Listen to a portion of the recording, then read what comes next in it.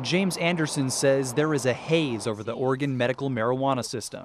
It's all gray area. He says all his pot plants were legal when he was raided by the DEA in September. A lot of work and a lot of time gone to garbage. 6 plants each for 4 patients. You can't have more than that. They don't issue it to you, and you don't put plants in you don't have cards for. But he says the program doesn't know for certain if someone has more plants than they're supposed to. In 6 years as a legal grower, no one ever knocked on his door to check. They'd be more than welcome to. I mean, I've heard of it happening before. It didn't happen here, though. The Oregon Medical Marijuana Program registers growers, but does not have agents like the OLCC to see if those growers are in compliance. That responsibility falls to law enforcement. But police say without a complaint or suspicion, they don't know where to start looking. There's very little authority that's bestowed upon the local law enforcement to deal with it. The DEA relies on its eye in the sky looking for large grows. Marijuana is illegal under federal law, and growers think the feds target co-ops of 100 plants or more. They fly over, count the plants, and then call the state, see how many cards you're legal for, how many plants you're legal for. So the agency that registers it doesn't enforce it. Police say it's hard to enforce it, and the federal government doesn't care if it's legal under state law or not. It all means patients are stuck in the middle. And where do we pick up from now? Where do we start? I mean, it's over. It's harvest time for the High Hopes farm in Rouge. Its crop? Well, this is a what we call Southern Oregon Kush. Pot. Basically, we're picking out the mothers for next year's crops. Yeah, get that. But it's encountered a chronic problem. After 2 federal raids on Southern Oregon medical pot grows in the past 2 weeks, owner James Bowman says he never knows if his will be next. We've thought we would be next for a long time, you know, and so we're not planning that, but we go about our business in a defendable fashion. That means making sure every aspect is legal. We kind of let ripen, you know, as they need to be, you know. Because any misstep gets the attention of federal agents. We grow 1/3 to 1/2 as many plants as we are legal to grow. But he says they're still seen as criminals. The High Hopes Farm says part of the problem is there's no accountability for medical marijuana growers. They say there needs to be a set model for how the cannabis is grown that can be passed along to the rest of the state and maybe be at the forefront for the rest of the country.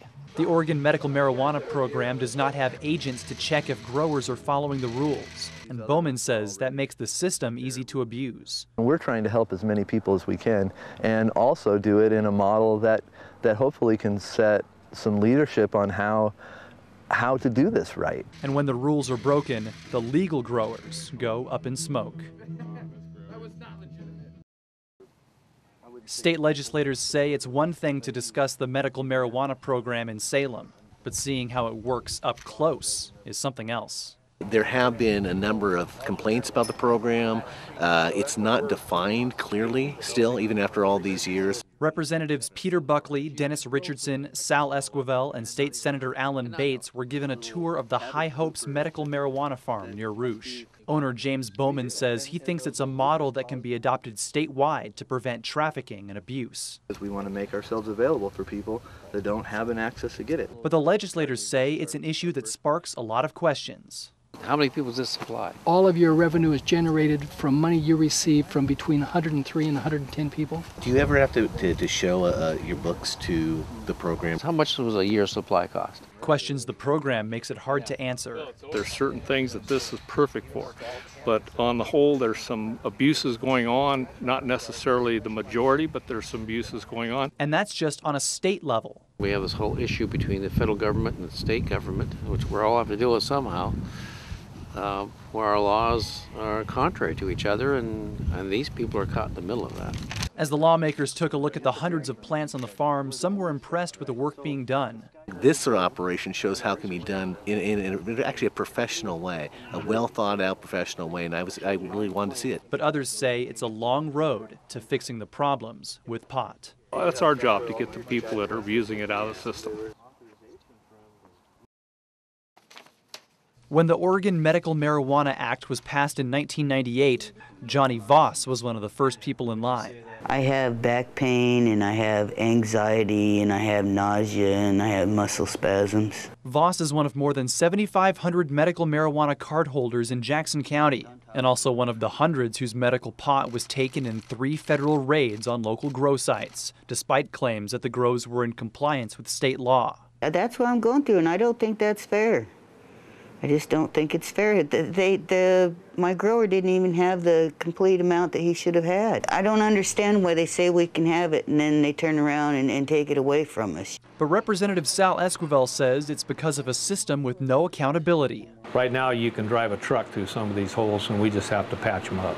Esquivel says he's not happy about federal agents raiding Oregon grows, but says it could be because of questions about the number of plants or whether the pot is leaving the state. I think they're going to go after the larger operations that produce a substantial amount, and they want to know where that excess is going. But he says Oregon passed the Medical Marijuana Act, so the state should enforce it, not federal agents. The DEA has a lot bigger concerns with our border and the trafficking coming across it than they do with worrying about some grow operation out here for medical marijuana. With thousands of cardholders in Southern Oregon, the issue was finding out who's using it for medicine or something else. There's so many people now on it.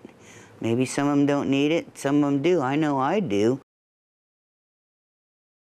The best way to look at the issue of medical marijuana may be from a bird's eye view. State and county leaders are taking to the sky to try to find out how widespread the issue of medical marijuana has become in Southern Oregon.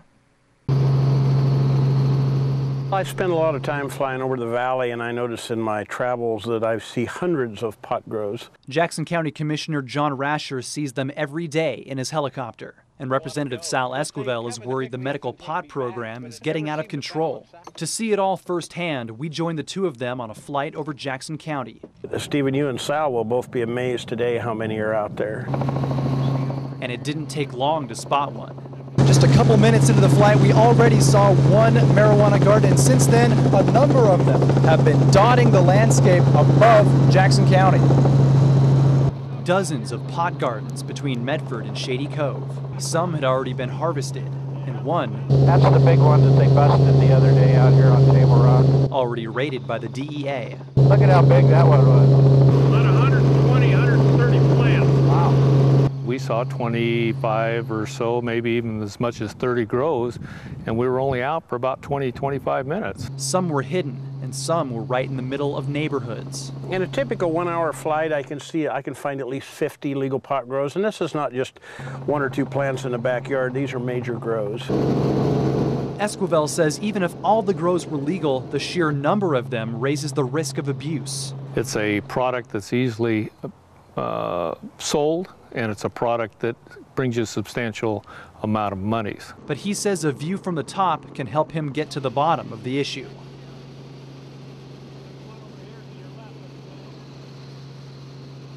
Esquivel says he wants to see more accountability from the Oregon medical marijuana program and hopes new legislation can cut down on the number of grows that he saw during today's flight.